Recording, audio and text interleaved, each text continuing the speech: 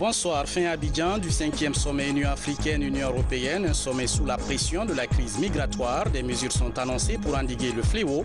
Nous entendrons le président en exercice de l'Union africaine dès le début de ce journal. Nous irons à l'Assemblée nationale où 3 projets de loi sont adoptés par les députés. Il s'agit notamment de l'accord de prêt pour le financement de la route Guékédou-Kondé-Bandou en région forestière. Et puis ce soir, l'équipe de la semaine des petits métiers braque ses projecteurs sur les agents de surface de l'hôpital sino-guinéen. Leur mission, assurer l'hygiène dans le centre. Adia Toubari est allée à leur rencontre et nous parle de leur quotidien dans ce journal.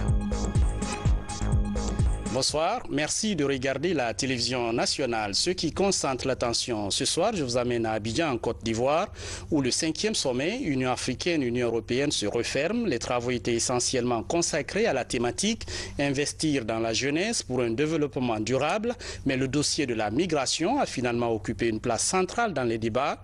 Quels sont les engagements pris par les dirigeants africains et européens sur ces différents sujets?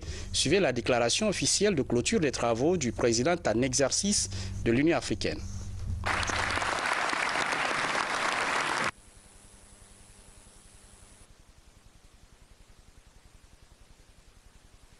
Merci, cher frère Alassane Ouattara.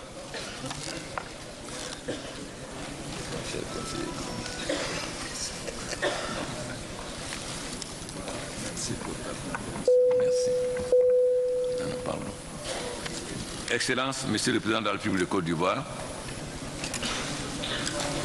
Excellence, Monsieur le Président du Conseil européen, co-président du 5e sommet Union africaine-Union européenne, Excellence, Monsieur le chef d'État du gouvernement, Excellence, Monsieur le Président de la Commission de l'Union africaine, Excellence, Monsieur le Président de la Commission européenne, Excellence, Monsieur le Président du Parlement panafricain, Excellence, Monsieur le Président du Parlement européen, Excellences, Mesdames, Messieurs les ministres, Mesdames, Messieurs les représentants des organisations internationales, Mesdames, Messieurs les représentants des organisations régionales et sous-régionales, Mesdames, Messieurs les représentants du corps diplomatique et consulaire, Mesdames, Messieurs les chefs de délégation, distingués et autres, Mesdames, Messieurs. Nous voici arrivés à la fin des travaux de la du 5e sommet Union africaine-Union européenne, tenu cette année en République Côte d'Ivoire, donc pour la première fois en Afrique au sud du Sahara. Félicitations Alassane. Tenu cette année en République Côte d'Ivoire sur le thème Investir dans la jeunesse pour une croissance inclusive, accélérée et un développement durable. Nos remerciements s'adressent d'abord en premier lieu à mon frère et ami le président Alassane Ouattara, au gouvernement et au peuple de Côte d'Ivoire dans son ensemble pour la qualité de l'accueil qui nous a été réservé tout au long de ces travaux de ce sommet, ainsi que pour sa bonne organisation. Donc on montre que l'Afrique est bien organisée que l'Europe. La Côte d'Ivoire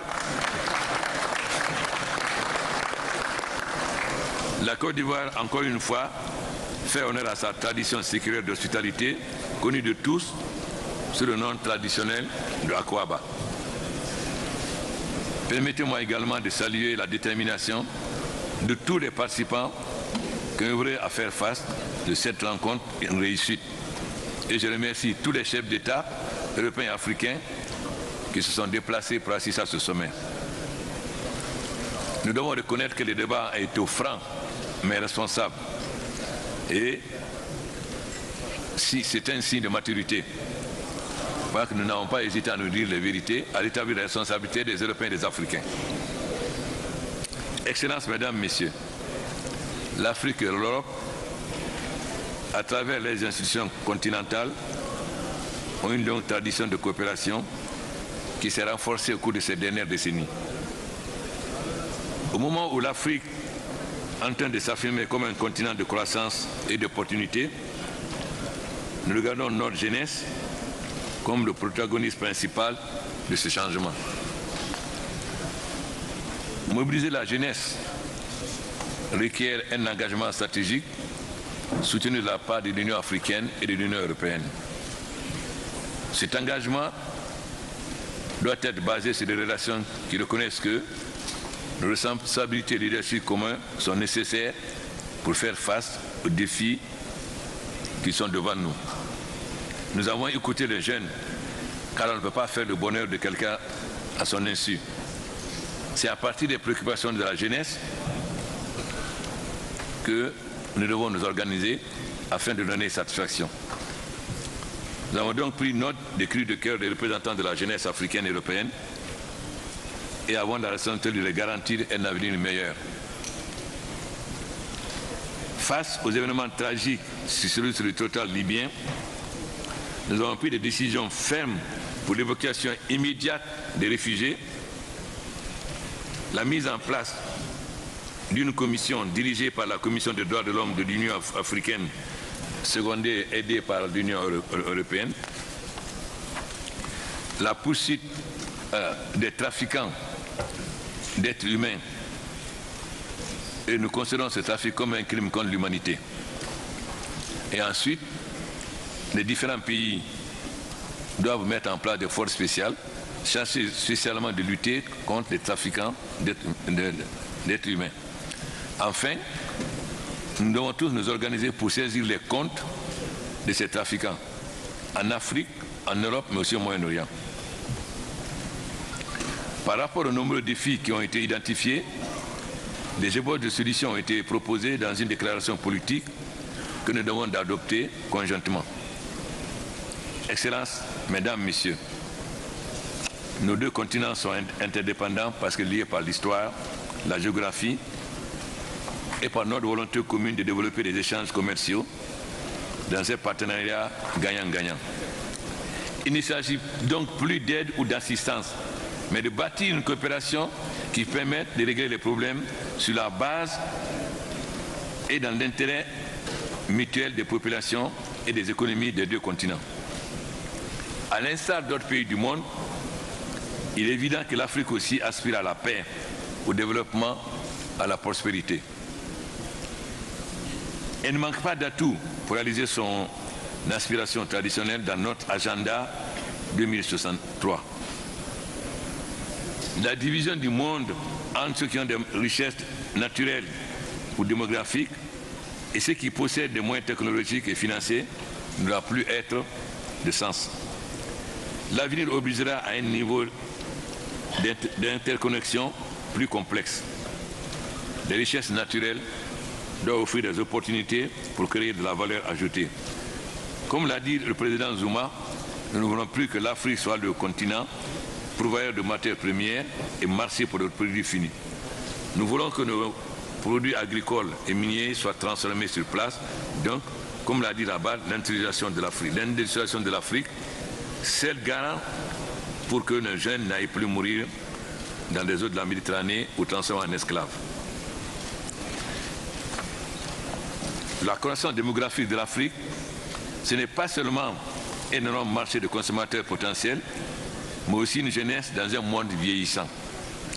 Les moyens financiers et technologiques seront l'objet de débats centrés sur l'inégalité croissante qui exige un monde plus équitable. Je suis satisfait du travail ardu et laborieux abattu par nos experts et nos ministres à qui nous rendons hommage, en vue d'identifier des initiatives prioritaires conjointes et contribueront à focaliser notre partenariat. Au sortir de cette salle, nous devons être rassurés que nous travaillons ensemble pour combler les attentes de nos populations dans les domaines de la paix, de la sécurité et du développement durable et inclusif. Je remercie tous les participants pour la disponibilité qui a prévalu et le sens du compromis et du consensus qui s'est manifesté lors de nos travaux. En effet, nous avons pu surmonter nos divergences et arriver à une vision commune. J'invite les partis à travailler avec un sens d'urgence sur le plan d'action pour la période 2018-2022. C'est ces mots que je déclare le clos des travaux du 5e sommet Union africaine-Union européenne. Je vous remercie. Bravo. Merci beaucoup. Restons à Abidjan. Juste après la clôture officielle du sommet, les chefs d'État présents à ce 5e forum Union africaine-Union européenne se sont retrouvés devant la presse pour faire le point des débats de la rencontre. Sanassi Keita a recueilli pour nous les propos du président en exercice de l'Union africaine. Merci. Merci beaucoup. C'est vraiment une très grande fierté pour nous que ce sommet, pour la première fois, ait lieu en Afrique au sud du Sahara. C'était un défi et nous sommes vraiment très fiers que le président Alassane Ouattara, le gouvernement ivoirien, le peuple ivoirien a été à la hauteur. Monsieur le vice-président, merci, c'est vraiment une fierté pour l'Afrique. Quand nous disons que l'Afrique est prête à prendre son destin en main et à résoudre ses problèmes, peut-être certains ne nous prennent pas au sérieux. Mais après avoir vu ce qui s'est passé à Abidjan, je crois qu'il n'y a plus de doute. Merci encore. Les débats ont été francs. On s'est parlé franchement. Parce qu'il ne suffit pas d'accuser. Bien sûr, nos frères européens ont des responsabilités, mais nous aussi nous avons des responsabilités. D'abord, en ce qui concerne les réfugiés, ce ne sont pas les Européens qui viennent organiser des trafics, c'est nos propres concitoyens. Donc il faut que nous prenions nos responsabilités, reconnaître que nous avons une responsabilité et qu'on s'engage à lutter concrètement contre ces trafiquants. C'est pourquoi nous avons décidé de mettre en place dans les différents pays des forces spécialisées pour la lutte contre les trafiquants. Et ensuite de saisir tous les comptes. Le président Idriss Déby a saisi déjà 18 milliards.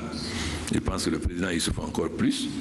Mais le président Macron nous a informé qu'il y a aussi des comptes au Moyen-Orient, à Dubaï et autres, et le secrétaire général des Nations Unies qui a aussi des comptes en Europe.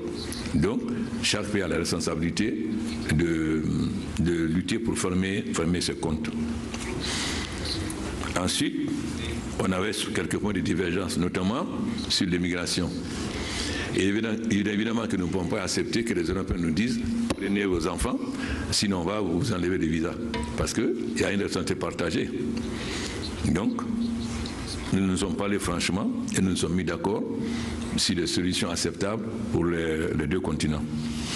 Ensuite, évidemment, détérioration du climat. L'Afrique est le pays et le continent le plus pollué alors que c'est le moins pollueur. Or, cela entraîne la raréfaction des richesses, donc la pauvreté, donc l'immigration et le terrorisme. C'est pourquoi nos partenaires sont d'accord avec nous que l'Afrique ne doit plus être un pays pourvoyeur de matières premières et marcher pour des produits finis.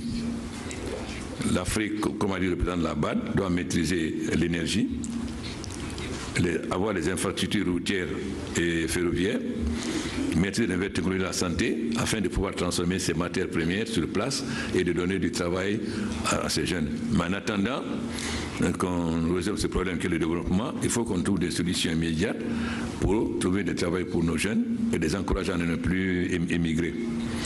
Je pense que donc l'Union européenne, sous la direction du président de la Commission Juncker, a aussi pris des décisions extrêmement importantes financièrement, parce que très souvent on accuse nos partenaires de nous faire des promesses, des grandes promesses, mais concrètement, à la réalisation, on ne voit rien au bout. Et je pense que les choses ont beaucoup changé sous le président Juncker, nous devons le remercier. Mais nous aussi, nous devons être à la hauteur parfois. Nous sommes très en retard dans la présentation des dossiers bancables et notre capacité d'absorption est parfois faible. Donc il doit y avoir des efforts de deux côtés. Chacun a ses faiblesses, chacun de nous doit agir pour se montrer ses faiblesses afin que nos peuples puissent bénéficier de ces différents fonds. Voilà donc ce qui a été essentiel. Le grand problème de l'Afrique, c'est l'énergie. Vous savez que 60% au moins, sinon 70% des Africains n'ont pas accès à l'énergie. Lorsque nous étions à Johannesburg avant le COP21, nous avons fait une pétition signée par tous les chefs d'État que nous avons adressée au président Hollande, président de France, organisateur du COP21. Nous avons soumis 4 préoccupations. Nous avons dit que si ces préoccupations ne sont pas prises en charge, aucun de nos États ne votera au COP21. Nous avons transmis ces résolutions à nos ministres des Affaires étrangères. Et les 4 points ont été adoptés, notamment l'énergie. les grandes puissances se sont engagées à financer pour 10 gigawatts en Afrique entre 2016 et 2020. Et l'Union européenne s'est engagée pour 5 gigawatts. Nous avons créé l'initiative africaine pour l'énergie renouvelable. C'est une initiative africaine. Nous l'avons créée à Kigali. Et nous avons mis en place un conseil d'administration que je préside. Nous avons déjà adopté à Conakry 14 projets et à New York 14 projets. C'est une initiative africaine. C'est nous qui décidons quels sont les projets que nous voulons faire, que ce soit énergie hydraulique, énergie solaire et éolienne. Voilà, ça c'est très très concret. Deuxièmement, il est évident que le développement des migrations qui entraîne la montée de l'extrême droite, vous voyez que depuis la fin de la guerre mondiale, c'est la première fois que l'extrême droite rentre au Parlement. Il est évident que cela aussi a contribué à la prise de conscience renforcée de l'Europe. Mais je crois qu'aujourd'hui, comme vous l'a dit le président Juncker, réellement, nous ne sommes plus dans la coopération aide-assistante. Nous sommes dans la coopération d'une coopération gagnant-gagnant. Parce que comme nous avons mis l'accent sur l'importance des entreprises privées, il ne s'agit pas de don, il s'agit d'investir en Afrique. Et je pense que chacun de nous a intérêt. Nous voulons que l'Afrique remplace la Chine comme usine du monde et que nous puissions fournir à l'Europe nos produits finis. Je pense que donc c'est très concret. C'est vrai que nous avons été habitués à beaucoup de promesses qui n'étaient pas tenues, mais il faut savoir aussi que cette page est tournée. Mais nous avons notre responsabilité aussi, nous chefs d'État africains, parce que comme disait Mme Merkel, bien sûr l'Europe est responsable du sous-développement, mais lorsque la femme d'un chef d'État africain va faire des courses aux Champs-Élysées, même s'il n'y a pas d'électricité, les enfants ont des portables. Et ça aussi, ça contribue à l'immigration. C'est-à-dire que nous aussi, chefs d'État, nous devons gérer nos maigres ressources au profit des couches les plus défavorisées, c'est-à-dire les jeunes et les femmes. Si on les gère pour une minorité, on contribue ici à l'immigration. Donc, il ne s'agit pas seulement de voir la santé des Européens, mais aussi la santé des chefs d'État africains. Je pense que c'est très clair entre nous aujourd'hui. Du Proche-Orient et des pays d'Afrique du Nord, ils font partie des premiers bénéficiaires. Et puis en marge des travaux, une réunion des représentants africains et européens s'est tenue. La rencontre était essentiellement consacrée à la thématique du sommet, investir dans la jeunesse pour un développement durable. Compte rendu, Sanassi Keita. La réunion regroupe les dirigeants africains et européens juste après l'ouverture de ce 5e sommet Union africaine-Union européenne autour du thème « Investir dans la jeunesse pour un avenir commun ». Un sujet important qui tient à bras le corps les chefs d'État et de gouvernement des deux continents. À l'issue de cette rencontre, le président en exercice de l'Union africaine a sans cesse rappelé la nécessité d'une collaboration franche entre l'Afrique et l'Europe, deux continents liés par leur passé historique et culturel. Tous ces dirigeants ont évoqué les problèmes de migration, de sécurité, de jeunesse et surtout de climat, dans le seul souci de trouver des solutions appropriées pour un avenir commun. Mais l'accent a été surtout mis sur la jeunesse. Une jeunesse qui, selon ces dirigeants européens et africains, mérite une attention soutenue pour son plein épanouissement. Et puis ce communiqué conjoint des ministres en charge de la fonction publique et du travail. Conformément aux dispositions du décret numéro D/95/250 PRG du 1er août 1995 instituant les fêtes légales en République de Guinée, les ministres en charge de la fonction publique et du travail portent à la connaissance des travailleuses, travailleurs et agents des secteurs publics, mixtes et privés que la journée du vendredi 1er décembre 2017, lendemain de la date anniversaire de la naissance du prophète Mahomet, paix et salut sur lui, est déclaré férié, chômé et payé sur toute l'étendue du territoire national. Les ministres en charge de la fonction publique et du travail profitent de cette heureuse occasion pour souhaiter bonne fête à tous les fidèles musulmans de Guinée. Billy Nankouma Doumbouya. Ce 1er décembre, le monde célèbre la journée mondiale de lutte contre le sida, l'occasion de faire des plaidoyers pour intensifier les campagnes d'information sur la maladie, mais aussi de mettre en lumière tout ce qui relève le défi quotidien de combattre le VIH-Sida pour aider la recherche à améliorer les traitements, garantir l'accès aux droits et aux soins, combattre les discriminations et la précarité. Le Premier ministre s'exprime sur la question. Suivez. Cette année, le thème retenu par l'ONU-Sida est le droit à la santé. Je voudrais, en cette occasion solennelle, m'incliner pieusement devant la mémoire des victimes de cette pandémie. Au nom de son Excellence, professeur Alpha Condé, président de la République, présidente en exercice de l'Union africaine, et au nom du gouvernement, je réitère notre soutien indéfectible aux personnes vivant avec le VIH-Sida. Le combat qu'elles mènent courageusement au quotidien contre non seulement le poids de la maladie, mais aussi contre la stigmatisation et la discrimination mérite d'être saluée. La campagne de la Journée mondiale et celle du mois du Sida seront consacrées au droit à la santé pour mettre en évidence les occasions de tirer parti des pratiques et des comportements fondés sur les droits afin d'atteindre et viabiliser la couverture sanitaire universelle ainsi que les objectifs de développement durable. À cet effet, j'invite tous les partenaires et acteurs de la riposte au VIH-Sida en République de Guinée à intensifier les campagnes d'information sur la disponibilité des mécanismes d'accès aux soins, le suivi et l'accompagnement des personnes vivant avec le VIH-Sida.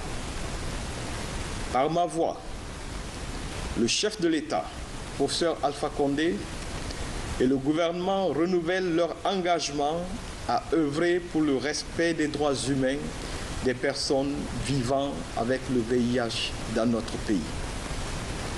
Par ailleurs, je saisis cette opportunité pour réitérer la volonté et l'engagement du gouvernement guinéen à œuvrer de façon résolue avec l'ensemble des parties prenantes, y compris nos partenaires techniques et financiers, à l'amélioration de la gouvernance de notre réponse nationale pour faire face aux multiples défis du VIH-Sida. Je voudrais pour terminer exhorter l'ensemble des acteurs nationaux de la lutte contre le VIH-Sida à s'investir davantage et à se concentrer sur des objectifs spécifiques en vue d'améliorer l'effectivité des moyens mis en œuvre pour changer qualitativement le quotidien de tous ceux qui sont confrontés à cette pandémie.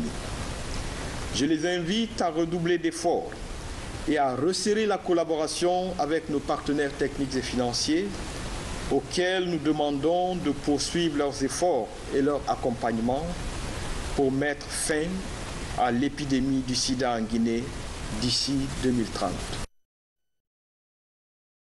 Actualité, fin du projet d'appui aux équipes d'alerte et de riposte aux épidémies, l'occasion de faire le point des activités menées de 2015 à 2017 par l'Expertise France et ses partenaires. La rencontre réunit tous les acteurs clés qui ont contribué à l'ancrage du dispositif ERARE. Diana Yansani nous en dit plus. La gestion des épidémies préoccupe les autorités sanitaires guinéennes. Après 3 ans d'intervention sur le terrain, le projet d'appui aux équipes polyvalentes d'alerte et de riposte aux épidémies passe à la restitution de ces activités en Guinée. Notre enseignement, il est que de savoir identifier au sein du ministère de la Santé des compétences qui peuvent être mobilisées immédiatement en cas de risque épidémique, c'est la bonne solution. Ça évite d'ajouter des couches supplémentaires en créant des équipes qui ne feraient que ça. Ce projet est une réussite. Déjà, les ERARE, les 8 équipes régionales sont prêtes. Elles sont installées, elles sont équipées, elles sont opérationnelles. Donc il y a maintenant en Guinée des équipes, il y a un système d'alerte qui existe. Le projet est financé par l'Union européenne et le ministère européen des Affaires étrangères, mis en œuvre par France Expertise. Il met l'accent sur la pérennisation des acquis du projet, notamment le renforcement des activités de la surveillance épidémiologique. C'est de faire en sorte que les structures nationales guinéennes puissent sonner l'alerte quand c'est nécessaire, puissent réagir de manière appropriée pour ne plus être dans la même situation que ce qu'on a vécu avec Ebola, où malheureusement beaucoup d'acteurs de la santé ont même laissé leur vie à essayer de sauver la vie des autres, mais aussi parce qu'elle n'était pas suffisamment renseignée sur les caractéristiques de cette maladie et la façon dont il fallait s'y prendre. Ce que nous recommandons d'abord par rapport à nos prestations au sein du ministère, c'est d'assurer la pérennité de ces équipes. Que ces équipes continuent à travailler comme si tous les jours ils devaient s'attendre à une épidémie. C'est chose qui doit rassurer la population. Et deuxièmement, au niveau du gouvernement, les partenaires, pour continuer à avoir confiance en nous, demandent un engagement financier pour assurer la pérennité du fonctionnement de ces équipes. Depuis la fin de l'épidémie de la maladie à virus Ebola, les autorités guinéennes et leurs partenaires sont déterminés à prévenir toute situation d'urgence et d'épidémie.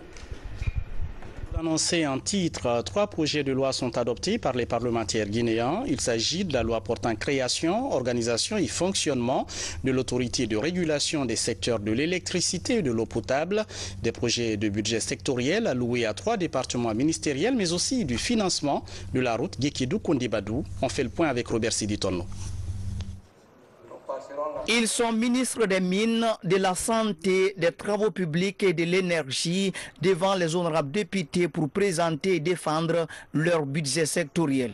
Pour l'année 2018, priorité est accordée à la réalisation de plusieurs projets d'intérêt national. Il y a une amélioration par rapport à l'année dernière.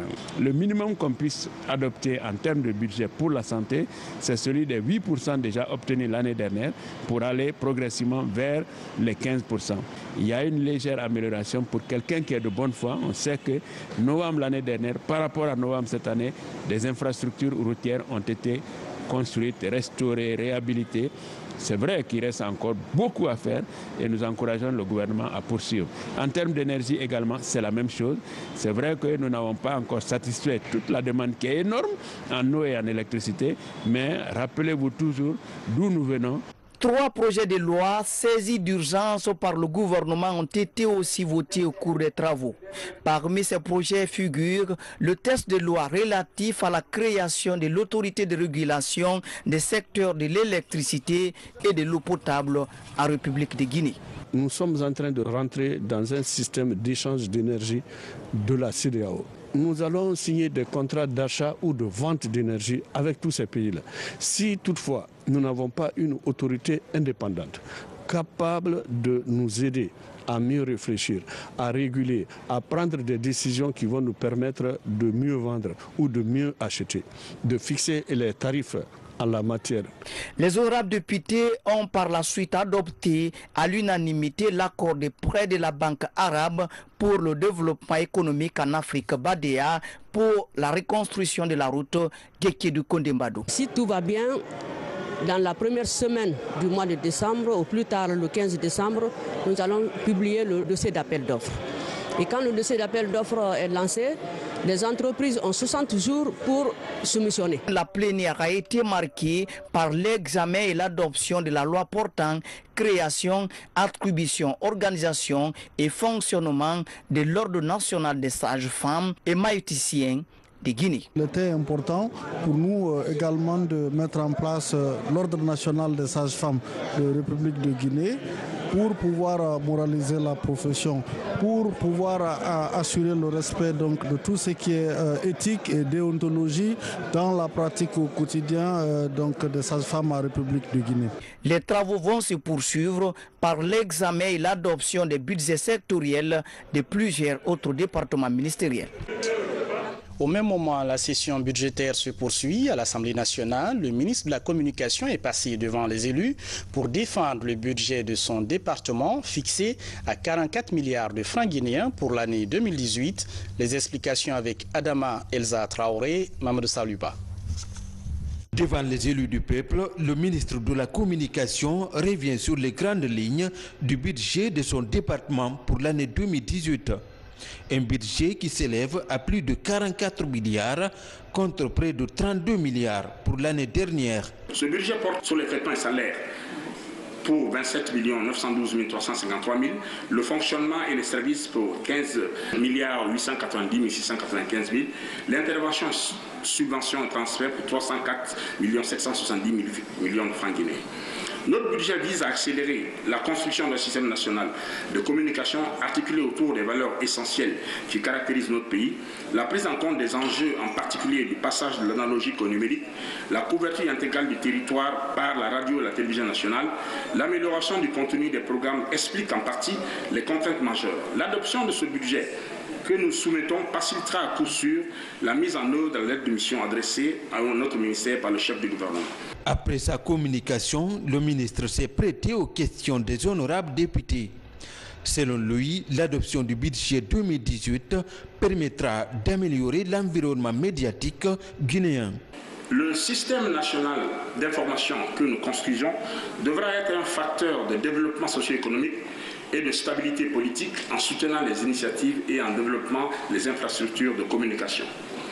Le projet de budget que nous soumettons s'inscrit dans la poursuite des programmes initiés dans l'exercice écoulé. Le budget mis à la disposition de mon département a permis la mise en œuvre de projets conformément à sa lettre de mission. Le premier axe de ce programme porte sur le renforcement du cadre institutionnel du ministère de la Communication. Des réformes majeures ont été amorcées, des documents portant statut de l'Office de la radio-télévision guinéenne ont été élaborés, seront validés par le Conseil des ministres à la fin de cette année. L'évolution du statut du service rattaché de la RTG en office vise à doter la RTG d'un cadre institutionnel compatible avec la mission qui lui est conférée par l'État. Il donnera à ce média la possibilité d'améliorer ses performances en matière de gestion des ressources matérielles, financières et humaines. La RTG assumera sa mission de service public avec plus de responsabilités à la satisfaction des populations guinéennes, assurant une meilleure collecte des informations grâce à la mobilité des agents et plus de diversité de ces grilles par l'achat des programmes. Cette réforme est surtout imposée par la place qu'occupe ce média dans le système national d'information du pays. L'autre axe du budget du ministère de la Communication est l'amélioration de l'accès à l'information pour les communautés vivant dans le monde rural. Je vous amène à Mandiana où les journées de dimanche et lundi ont été chaudes. La ville a enregistré des violences en cause une mine aurifère dont l'exploitation pose problème. Les ministres guinéens et maliens de l'administration du territoire cherchent une solution pérenne à ce conflit, comme le montre ce reportage de notre envoyé spécial sur place, Alia Kamara. Tout est parti de la découverte d'une nouvelle mine d'or sur la ligne frontière entre la Guinée et le Mali. La bande, qui est ainsi le théâtre des violences, se trouve dans le district de Kantedou-Balandou, à Dialakoro, préfecture de Mantiana. Des affrontements ont éclaté entre gendarmes maliens et chasseurs guinéens, tous présents pour superviser les activités des mineurs. Les affrontements du dimanche se sont poursuivis lundi, faisant hélas des victimes. Nous avons enregistré 4 pertes en vies humaines de nos frères du Mali. Et parmi les 4, un gendarme. Du côté guinéen, ce premier jour, 3 blessés graves guinéens. Un fusil PMK, 4 gilets pare-balles furent saisis sur, n'est-ce pas, la gendarmerie malienne. Très tôt le matin, ils ont encore pris leur instrument traditionnel d'exploitation artisanale, ils reprennent le même chemin. Mal leur en pris parce que au milieu du parcours Kantedou-Balandou et Faranoko, où se trouve la mine, il y a un site qu'on appelle du lac Kolomfoua, du lac Kouroufoua, où ils sont tombés sur un dispositif très important de la gendarmerie malienne, avec des pick-up et aussi un nombre assez appréciable de nos frères gendarmes maliens.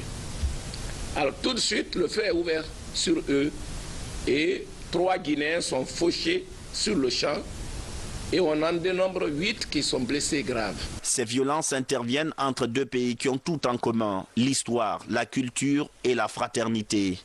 Pourtant, il y a 3 ans, les gouvernements guinéens et maliens avaient interdit toute activité dans la zone litigieuse jusqu'à matérialisation de la frontière. Un comité mixte devait veiller au respect de cette interdiction. Cette description macabre que l'on émet avec un pincement au cœur est loin d'être la volonté du professeur Alpha Condé. Elle est loin d'être la volonté du président Ibrahim Boubacar Keïta. Elle est loin d'être la volonté des 2 peuples, des 2 gouvernements. Dans les prochaines heures, Une réunion d'urgence est prévue à Kankan. Les délégations guinéennes et maliennes doivent s'y rencontrer pour trouver une solution partagée et durable à cette situation. Je vous l'annonçais hier et la semaine des petits métiers se poursuit sur nos antennes. Gros plan ce soir sur les techniciens de surface. À l'hôpital sino-guinéen de Kipé par exemple, des hommes et femmes travaillent sans relâche à maintenir l'hygiène dans le centre. Notre reporter Adiatou Bari les a rencontrés et nous raconte leur quotidien. Suivez. Nous sommes à l'hôpital de l'amitié sino-guinéen. Pour de nombreux patients et citoyens, c'est l'une des structures sanitaires des plus propres de Conakry. Ici, le respect des règles de savoir-vivre, l'hygiène et de sécurité est imposé aux travailleurs. Venu de Ourekaba, la vingtaine Adji Mansari fait partie de l'équipe de l'hygiène de l'hôpital. Chaque jour, il fait le même exercice avec son équipe. Nettoyer tous les coins et recoins du centre hospitalier. Un boulot que Adji a obtenu il y a juste 6 mois. Le nettoyage des salles avec le douche, avec des escaliers, tu as vu, c'est ça. Moi, c'est ça que j'ai fait ici, quoi. Bâtiment même de la Kélé. Parce que je nettoie tout ce bâtiment depuis 3 ans. C'est grâce à ce travail que je gagne ma vie. Donc, je suis vraiment heureuse avec ce travail. L'équipe de Adji est composée de 22 agents, tous nettoyeurs au compte de l'hôpital sino-guinéen. Ils sont répartis en 2 groupes de travail qui seraient les 24 heures sur 24 pendant 6 jours. La ponctualité de ces différents nettoyeurs et le sérieux accordé dans le travail sont des facteurs hautement appréciés par des visiteurs et malades hospitalisés. Une fois, j'ai eu à passer une nuit ici. À 3h, 4h du matin, je les voyais déjà nettoyés. Et à 14h, je les vois nettoyés. Je pense qu'ils méritent effectivement d'être motivés. Payés individuellement à 400 000 francs guinéens par mois, ces agents s'investissent pour maintenir un cadre décent d'hospitalisation. Leur travail est minutieusement supervisé par Mandjou Kamara, qui les entretient régulièrement sur la façon de surmonter les difficultés rencontrées durant les heures de nettoyage. Le samedi passé, il y a un garde malade qui voulait, frapper l'un de mes nettoyeurs. Mais c'est moi qui est parti calmer la personne pour qu'il vienne nettoyer dans sa salle. Parce qu'à chaque fois, il vient et puis dit que vraiment, je suis en train de manger. Je dis, ah mon frère, je dis ce qu'il fait comme ça, là. Je dis, c'est bon pour toi. Quand c'est propre, ça dit c'est bon. Mais si c'est sale, vraiment, tout le monde va dire, vraiment, non, si c'est sale. Nous achetons des gants, nous achetons des bottes, nous achetons même des imperméables pour ces gens-là, pour qu'ils se protègent. Si tu n'es pas protégé, ne travaille pas, parce que tu vas t'infecter. Ce métier auquel ces jeunes s'adonnent est d'une importance capitale dans le système de santé. L'hygiène des locaux de sino-guinéens, fait par ces nettoyeurs, joue un rôle primordial dans la prévention des infections nosocomiales et des maladies à potentiel épidémique. Voilà, c'est la fin de ce journal. Merci à la régie, au cadreur Mamadou Babangoura, Fodi Mamoudou Souma, au réalisateur Mamadou Alpha Baldé, Abraham Christophe Conté et à toute l'équipe de la rédaction, ainsi qu'à nos téléspectateurs, notamment de Kindia, Labi et Guy Kidou. À très vite et restez fidèles à la télévision nationale.